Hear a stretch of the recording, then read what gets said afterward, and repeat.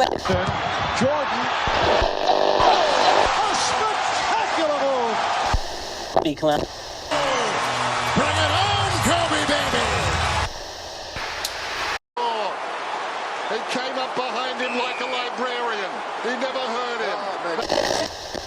That might be one of the craziest knockouts I've ever seen. G'day again, and welcome back to the YouTube channel twice in a few days. You know, this might start becoming a regular thing. Who knows? My name is Pat. Obviously joined by the usual group of hooligans. Tommy, how are you, mate? I'm good. We're up in the Warriors now. Yeah, I see that, mate. It's yeah, get some pride out there. Nice one. It is Pride Month.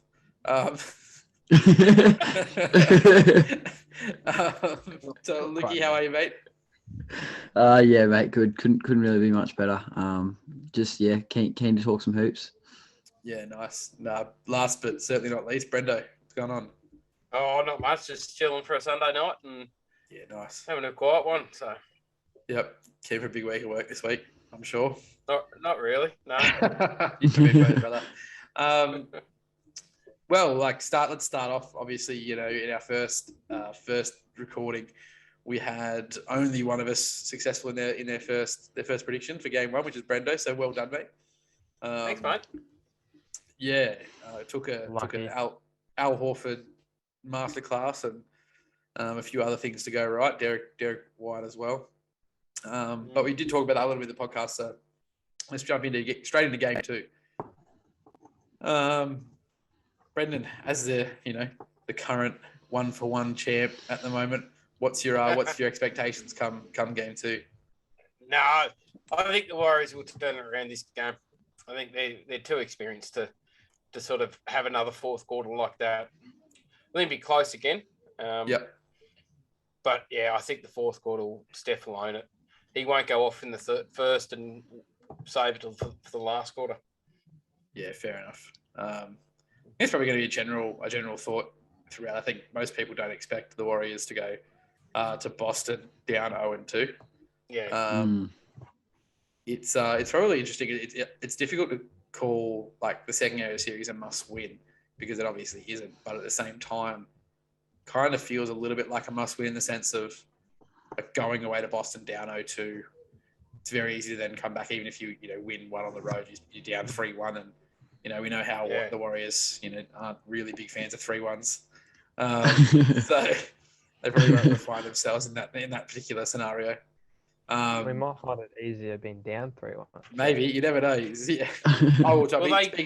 Sorry, you're right. They did come back against the Clippers 3-1 down, didn't they? Is that the Warriors? No, it was the Nuggets. Am I getting it wrong? Yeah. I know the Nuggets did. Yeah, the Nuggets did. And then the Warriors came back. I guess the Thunder, was it not? Yeah. Around before those were 3-1. Yeah. So maybe they do come better, play better from behind. Tommy, talk us through it, mate. Game two, what has to change? Not much. From a Warriors fan's perspective. They just keep doing. I feel like if you leave them open, they're going to make some, but they're going to miss more than they make, hopefully. You're not going to have Al Horford and Derrick White going off again. But I do believe the Warriors will win, and I reckon Clay is going to have a monster game, as well as Steph. The Splash Brothers are back. They're back, okay. No, I like it. Yeah, nice. Thoughts, Liggy? Yeah, I think as you said, this is a super important game for the Warriors, being the fact that they've had their first two games at home. And I think that they're probably gonna win this game. But I think a lot of it's going to depend on how they play defense in this game, like whether they decide to let guys like Derrick White and Al Horford and guys like that shoot these open threes all night, and whether or not they can make those shots. So I think a lot of it's going to revolve around how they play defense, and also I also think another big thing is the two stars. I think Steph Curry needs to be a bit more consistent through four quarters this game. I feel like he almost got figured out in the last three quarters of that game one. I guess I wouldn't say figured out. He still played great, but he certainly wasn't like the best Steph Curry we've seen. And then Tatum, I think, just can't have an offensive performance like he did in game one. So because I do think the Celtics got you're not going to, as Tom was saying, you're not going to have Al Horford, Derrick White shoot like that every game. So Tatum really needs to step it up offensively, I think, in this game too, if they want to win. But I do think the Warriors take this one. Yeah, for sure. I also agree. I think the Warriors will take it. I think it's probably, as I said, a general consensus amongst us all. Steph has always been the sort of guy. The Warriors in general have sort of been the team that will blow a team out in the quarter. In the last little while, last 10 years or whatever, have been a team that will just put on points in an absolute hurry, and the game's over. And that obviously didn't happen. Obviously the Celtics just didn't go away. And so I think the Celtics need to be prepared for basically that onslaught to happen, because it will happen at some point. Whether it's Steph, whether it's Clay, whether it's Jordan Poole off the bench, someone's going to have one of those moments where they're almost like they're in fuego, right? And then they kind of just need to ride that like they did last time, and then just chip away with hard work and defense and hope that doesn't come in. That hopefully that catching fire doesn't happen in the last 6 to 7 minutes of the game where there's nothing about it, similar to what the Celtics did. Interestingly, I know we normally save the stats for Pat for the podcast, but I do have a couple here that specifically relate to these two teams. And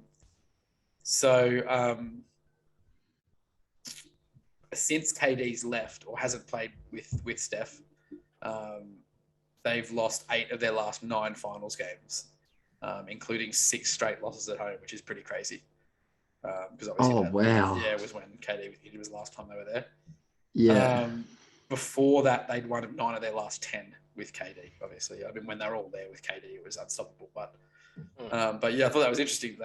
Obviously there was games there without Clay as well. But interestingly that they struggled pretty badly without him. Also in relation to Al Horford specifically, obviously we're talking we're not going to get a game like that from him, and probably not to that extent. But he has been pretty exceptional. So this entire playoffs, he's been first in shot contests. So obviously contesting other players' shots. First in field goal percentage allowed. So he's kept his direct opponent to the lowest field goal percentage of anybody. Second in 3-point percentage allowed. He's been the second most efficient fourth quarter scorer. And he's the only player shooting 50% from the field and 45% from deep. So his his efficiency and high IQ defense is just so important. If they get another offensive outburst, then that the Celtics are on. But even just having him there makes them so much better. And it's a great story having someone who did struggle to sort of look like he was going to struggle to stay in the league for a little while there.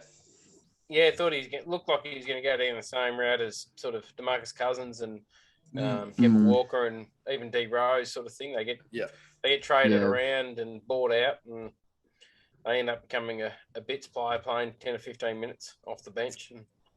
I think it's important for the Warriors, because obviously the Celtics go pretty big, right? They've got Rob Williams, who is an undersized center, but he's a big Al Horford, and then even Jayson Tatum, when he's a small forward. Jayson Tatum's a pretty big small forward for today's NBA. He's almost the power forward level for a lot of teams. And then running out Jaylen Brown at shooting guard, he's 6'7", I think. 6'6", 6'7". Yeah, 6'6", I think.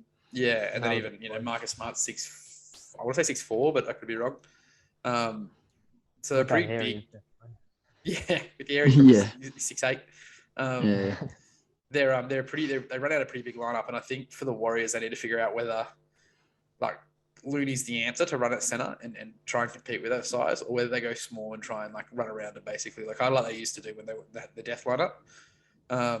Obviously, this team isn't the same quality as the Steph KD era, but they've got pieces to go small, like running Draymond at center, and then trotting out even a Kuminga or a Moses Moody at times, or Andre Iguodala, and running almost 5 guys around that 6'6", 6'7" mark.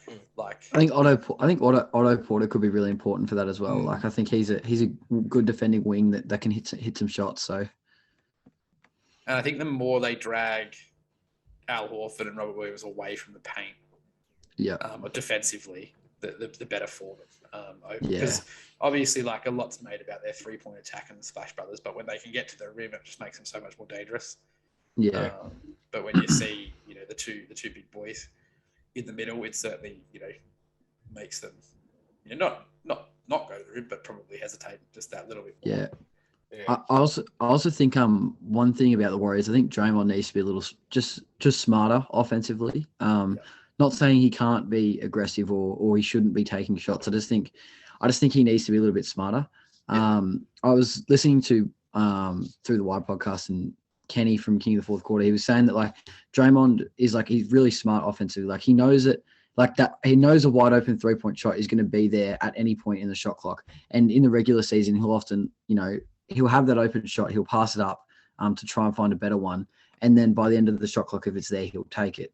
But I feel like in this game one, he was kind of like, he was taking, that sort of shot earlier in the shot clock when he probably didn't have to. He can probably go looking for a better shot. Like a wide open three is always going to be there for Draymond. I just think he needs to be a little bit smarter about when he takes them. Yeah. Yeah, Absolutely. I don't really have a problem with him being aggressive, as you said, but just be, as you said, smart about it. You don't have to like take a jump shot. You can drive the lane because he's so good.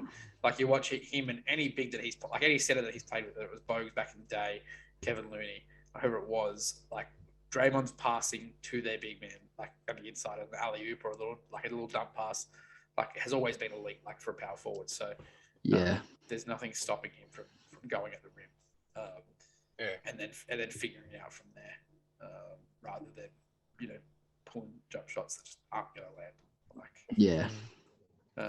Is Gary back this game? Well, he was active last game, but didn't play. He got DNP coach's decision. I don't think he got any minutes. He's he said he's ready, but it's a tricky matchup for him because he's not like obviously defensively he's great, but offensively he's pretty limited, right?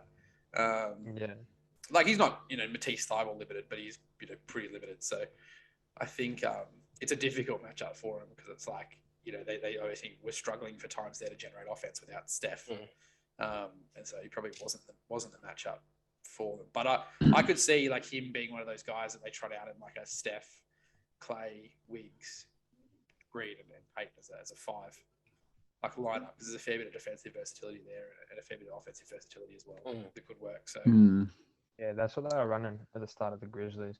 The Grizzlies were a little bit different though because obviously they didn't play Steve Adams until the last couple of games, so they were running Triple J at the center. So playing a bit smaller. Rather than running big. But like it's not a bad lineup at all. I mean, if you want to, make someone work on the offensive end, GP2's as good as anybody at at least making it difficult for people. Yeah, that's it. So we're all tipping Warriors, obviously. Do we think it's going to be who's the difference maker? Is it Steph or is it? I mean, Tom sort of seemed to think that Clay was going to have a big run.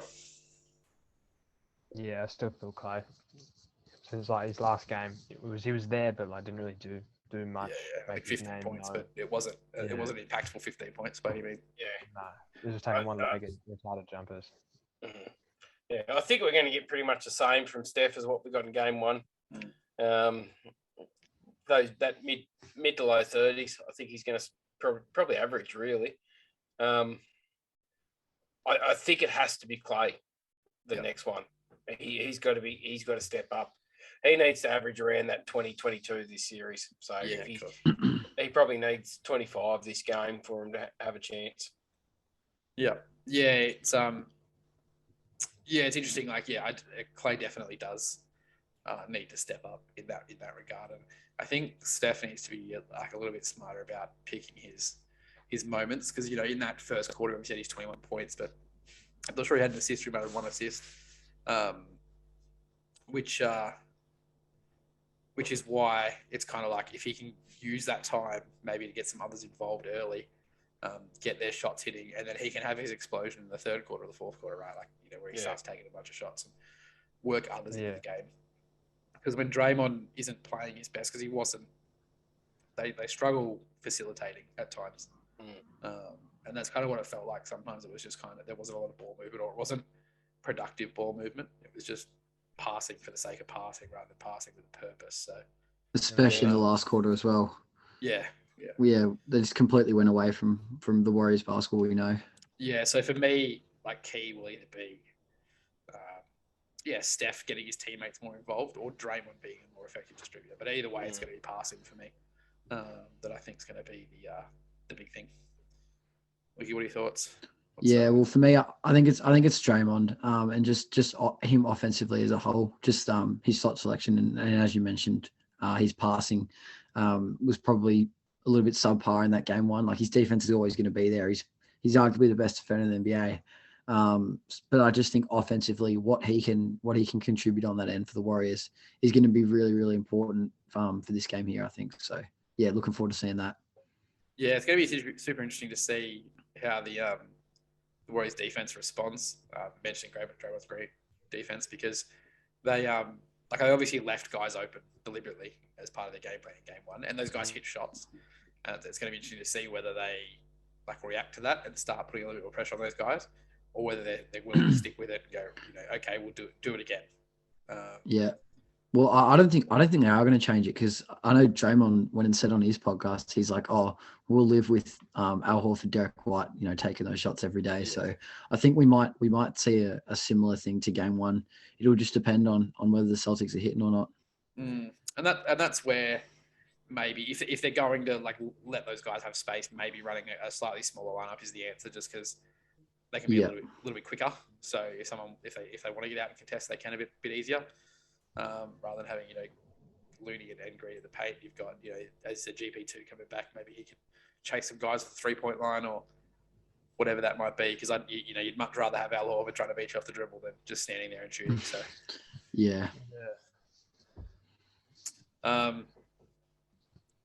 cool. So we all aboard the Al Horford for Finals MVP bandwagon. I'm assuming I am. So. Yeah, definitely, 100%. If they keep leaving him away from 3-point land, they keep shooting 45%, then there's a fair chance. You're just right. Wouldn't that be crazy? We need a big Kevon Looney game if the Warriors are going to win. That's what I want to see personally. That's what we've seen a couple of times in series now. They've had a big Kevon Looney game to really swing momentum in their favour. So maybe that's time. Steve Kerr gives him a call tomorrow morning and goes, "Hey mate, look, we need you today." He was robbed. He was definitely robbed of a Western. He was definitely robbed of a Western Conference Finals MVP. Yeah, exactly. Sure. So might as well get the finals one. Steve Kerr calls up and goes, "Mate, you know how Steffi's in finals, mate. We need you." Yeah. Jeez, he was a bit rough tonight.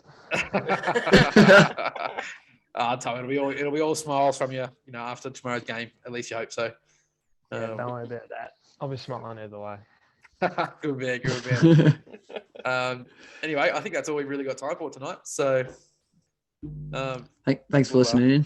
Yeah, it was good. All right. Like, subscribe, and we'll see you before the next game. So, peace Catch out. us later. Yes, sir.